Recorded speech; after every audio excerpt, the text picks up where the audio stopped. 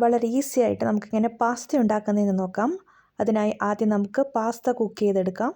അതിനുശേഷം അതിന് വേണ്ട കുറച്ച് ഇൻഗ്രീഡിയൻസ് തയ്യാറാക്കിയെടുക്കാം. അതിനായി ഞാനിവിടെ 2 തക്കാളിയും കുറച്ച് വെളുത്തുള്ളിയും ഒരു സവോളയും അരിഞ്ഞ് റെഡിയാക്കി. അതിനുശേഷം ഒരു പാൻ വെച്ച് അതിലേക്ക് കുറച്ച് ബട്ടർ ഇട്ട് ചൂടായതിനു ശേഷം നമുക്കതിലേക്ക് തക്കാളി ആഡ് ചെയ്ത് കൊടുക്കാം.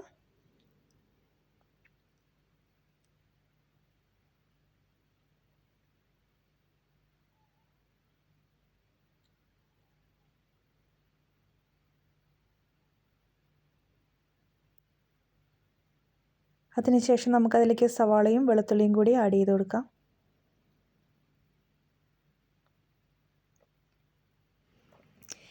ഇനി നമുക്കൊരു 5-10 മിനിറ്റ് ഇത് അടച്ചു വെച്ച് വേവിച്ചതിന് ശേഷം തക്കാളിയുടെ തൊലി എടുത്തു മാറ്റാം.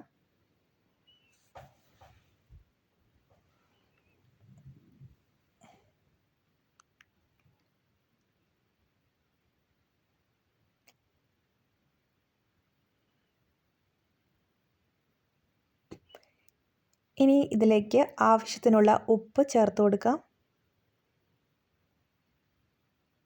ഇനി കുറച്ച് മുളക് പൊടി.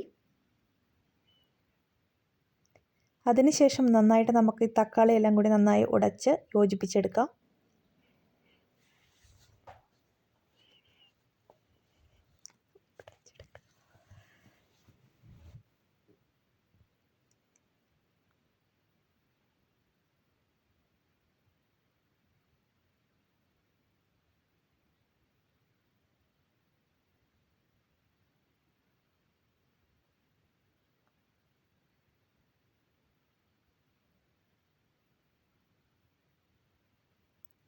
ഇനി ഇതിലേക്ക് കുറച്ച് ചീസ് ആഡ് ചെയ്ത് കൊടുക്കാം.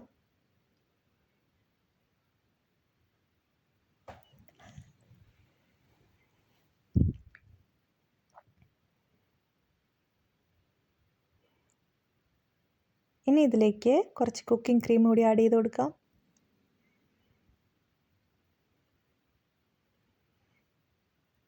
എല്ലാം നന്നായി ഇളക്കി യോജിപ്പിക്കുക.